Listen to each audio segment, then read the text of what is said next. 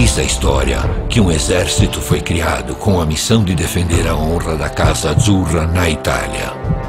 Esses jovens guerreiros, com seus mantos azuis e a cruz de Savoia no peito, entravam nas batalhas dispostos a dar a própria vida.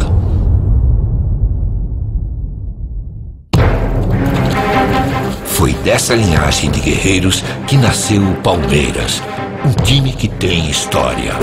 Uma história com origem na tradição de defender a família real e lutar pela honra dos nobres nas arquibancadas. E é em homenagem a essa história que o uniforme azul do Palmeiras reaparece, revivendo o início glorioso do Palestra Itália. Defesa que ninguém passa. Linha atacante de raça. Torcida que canta e que vibra.